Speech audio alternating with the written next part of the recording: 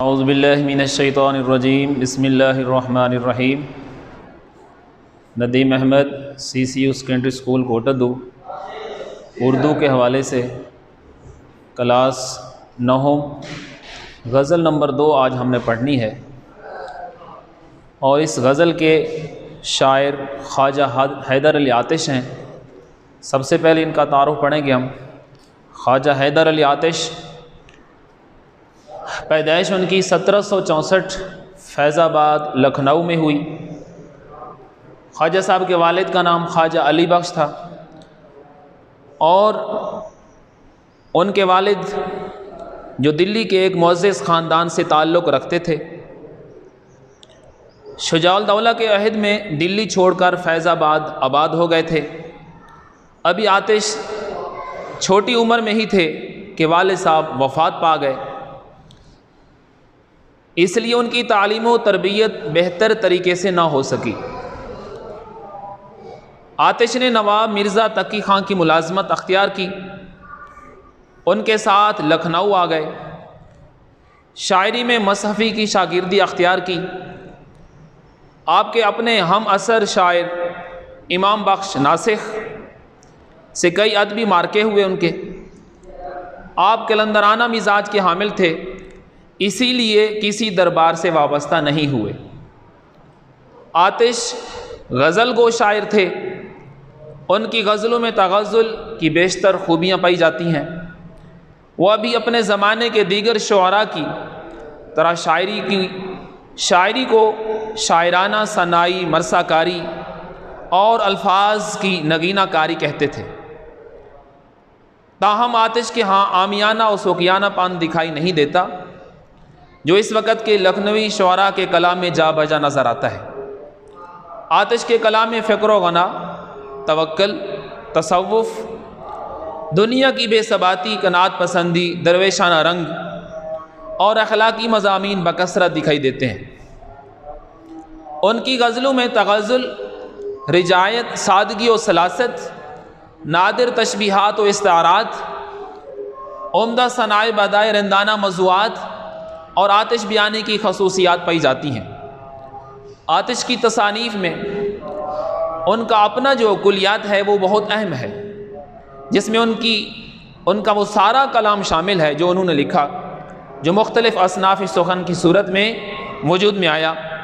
آتش کی وفات 1846 میں ہوئی۔ شاعر خواجہ حیدر علی آتش اپنی اس غزل میں اپنے محبوب کی تعریف میں رطب اللسان ہے۔ پہلے شعر میں شاعر یہ کہتے ہیں: رخ و زلف پر جان کھویا کیا، اندھیرے اجالے میں رویا کیا۔ حال لغت ہے اجالا روشنی، اندھیرا تاریکی، رویا کیا روتا رہا۔ مفہوم اس شعر کا، شاعر اس شعر میں اپنے محبوب کے زلفوں کو یاد کرتے ہیں اور دن رات روتے رہتے ہیں۔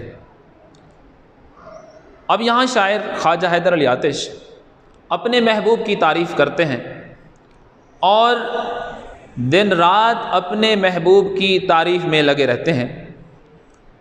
ان کی نظر میں ان کے محبوب کا چہرہ، محبوب کی زلفیں اور محبوب کے خد و خال ان کو بیان کرنے میں لگے ہوئے ہیں، اور ان کی نظر میں یہ سب کچھ بہت زیادہ معتبر ہے۔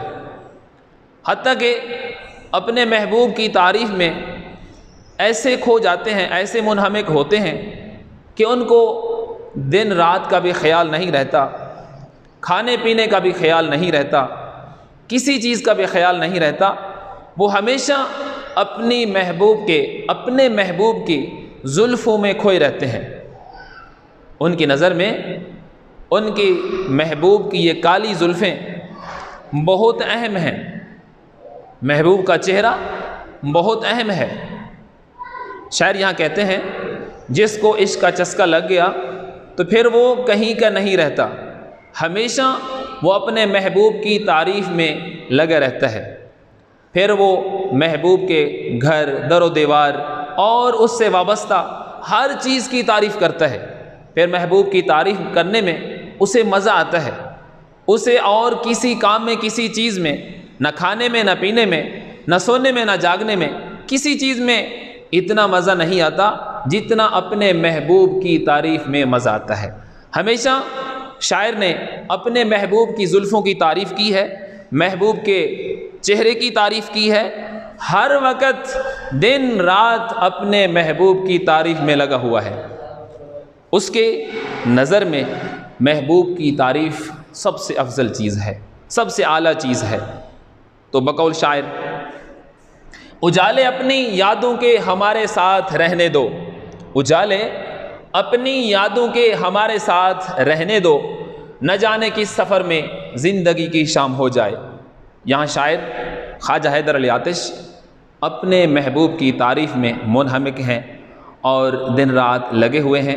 ان کی نظر میں محبوب کے یہ زلفیں جو ہیں، خوبصورت زلفیں جو ہیں، یہ کالی زلفیں جو ہیں، کالی رات کی طرح یہ زلفیں جو ہیں، یہ سب سے زیادہ اہم چیز ہے، اور محبوب کا چہرہ سب سے اہم چیز ہے، اور ان کو ان کی تعریف میں مزہ آتا ہے اور وہ دن رات اس میں لگے رہتے ہیں۔ ان کو کسی چیز کی کوئی خبر نہیں ہوتی کہ دن ہو رہا ہے، رات ہو رہی ہے، صبح ہو رہی ہے، شام ہو رہی ہے، بس ان کی نظر میں محبوب کی زلفوں کی تعریف سب سے اہم چیز ہے۔ ملیں گے ہم مگر اس دم سلگتی آنکھوں میں، ملیں گے ہم مگر اس دم سلگتی آنکھوں میں، نہ جانے کتنی ہی صدیوں کا رت جگہ ہوگا۔ دوسرا شعر، ہمیشہ لکھے وصف دندان یار، ہمیشہ لکھے وصف دندان یار، قلم اپنا موتی پرویا کیا۔ حل لغت وصف خوبی، دندان یہ دانت کی جمع ہے، دوست محبوب ہے، موتی پرونا موتیوں کی لڑی پرونا۔ دوسرے شعر میں شاعر اپنے محبوب کے دانتوں کی تعریف کر رہے ہیں۔ اب وہ کہتے ہیں کہ میرے محبوب کے دانت موتیوں کی طرح سفید ہیں، خوبصورت ہیں، ان کی تعریف میں لگے ہوئے ہیں۔ یعنی کہ خواجہ حیدر علی آتش اپنے محبوب کے جسم کے ہر عضو کی تعریف کر رہے ہیں، محبوب کی خوبصورتی کی تعریف کرتے ہیں، اور وہ کہنا یہ چاہتے ہیں کہ میرا قلم جب محبوب کی تعریف کرتا ہے، محبوب کے دانتوں کی تعریف کرتا ہے، اس کے دانتوں کی خوبصورتی کی تعریف کرتا ہے، یہ نہ میرا کمال ہے نہ میرے قلم کا کمال ہے، بلکہ محبوب کے دانتوں کی خوبصورتی کا کمال ہے کہ میرے محبوب کے دانت ہی اتنے خوبصورت ہیں کہ میرا قلم ان کی خوبصورتی بیان کرنے میں، تعریف کرنے بیان کرنے میں خود بخود لکھنا شروع کر دیتا ہے، اور میں اس چیز سے عاجز آ جاتا ہوں، اور قلم رکتا ہی نہیں، قلم رکتا ہی نہیں، ہر وقت محبوب کے دانتوں کی تعریف کرنے میں لگا رہتا ہے۔ جو ہی محبوب کے دانتوں کی بات آ جاتی ہے تو پھر میرا قلم خود بخود لکھنا شروع کر دیتا ہے، کیونکہ میرے محبوب کے دانت ہی اتنے ہی خوبصورت، ایسے ہی سفید ہیں۔ تو بقول شاعر، ایک سے ایک ہنسی رب نے بنایا چہرہ، ایک سے ایک ہنسی رب نے بنایا چہرہ، میرے دل کو تو نقطہ آپ کا بھایا چہرہ۔ شاعر کہتے ہیں کہ میرے محبوب کا چہرہ ایسا خوبصورت ہے، اتنا خوبصورت ہے، مجھے اور کوئی چیز نظر نہیں آتی، میرے محبوب کے چہرے کا کوئی دوسرا چہرہ مقابلہ نہیں کر سکتا۔ میرا محبوب اتنا خوبصورت ہے اور اس کے دانت اتنے خوبصورت ہیں، اس کا چہرہ اتنا خوبصورت ہے کہ ہر وقت میرا قلم ان کی تعریف میں لگا ہوا ہے، مجھے اور کوئی ان جیسا نظر آتا ہی نہیں، اس لیے ہر وقت میں اپنے محبوب کے دانتوں کی تعریف میں منہمک رہتا ہوں۔ بقول شاعر، روشنی پھیل گئی میرے اندھیرے دل میں، روشنی پھیل گئی میرے اندھیرے دل میں، اس نے زلفوں کو ہٹا کر جو دکھایا چہرہ۔ یعنی شاعر کہتے ہیں جب میرے محبوب نے زلفوں سے اپنا چہرہ ہٹایا، دکھایا، تو پھر میرا دل اس وقت باغ باغ ہو گیا اور میرا دل اس وقت روشن ہو گیا۔ شعر نمبر 3، کہوں کیا ہوئی عمر کیوں کر بسر، کہوں کیا ہوئی عمر کیوں کر بسر، میں جاگا کیا بخت سویا کیا۔ حال لغت کچھ الفاظ ہیں बसर करना, गुजारना, जागा क्या जागता रहा, वक्त मुकद्दर सोया क्या सोता रहा। इस शेर में शायर अपने मुकद्दर का रोना रोते हैं, अपनी किस्मत का रोना रो रहे हैं कि मेरा मुकद्दर सोता रहा, हालांकि मैं तो जाग रहा था, सारी उम्र मैं तो जागता रहा, लेकिन मेरा मुकद्दर सोया रहा।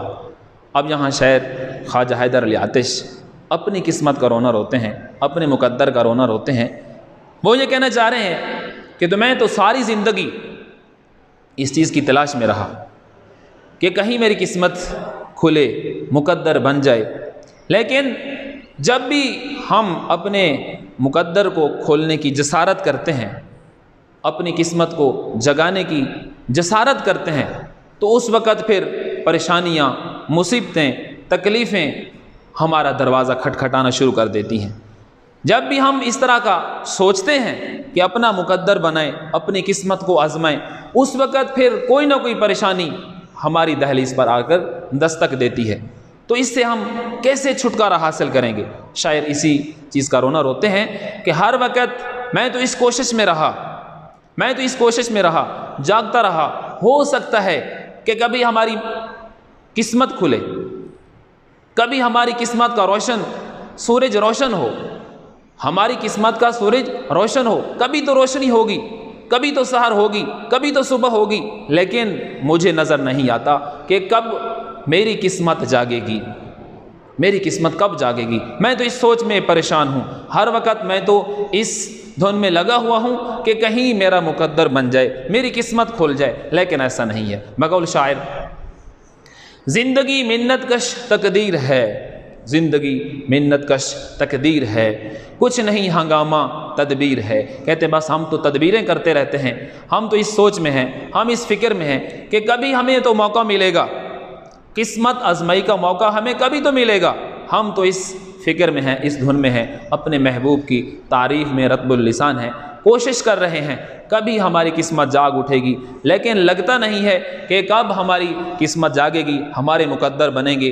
हम तो इस आस पर जी रहे हैं, इस उम्मीद पर जी रहे हैं। उम्मीद तो लगाई हुई है, क्योंकि दुनिया उम्मीद पर कायम है। मैं भी इसी उम्मीद में हूँ, मैं भी इसी आस में लगा हुआ हूँ कि कभी हमारा मुकद्दर खुले, कब हमारी किस्मत जाग उठे। हम इसी सूरत में, हम इसी आस में जाग रहे हैं, कोशिश तो कर रहे हैं। बकौल शायर, कभी ज़मीं तो कभी आसमां के डर से हम, कभी ज़मीं तो कभी आसमां के डर से हम सिमट गए हैं, निकलते नहीं हैं घर से हम तो अपने घर में बैठे हैं, इस कोशिश में हैं, इस आस पर हैं, इस उम्मीद पर जी रहे हैं कि कभी हमारी किस्मत जागेगी, हमें भी मौका मिलेगा।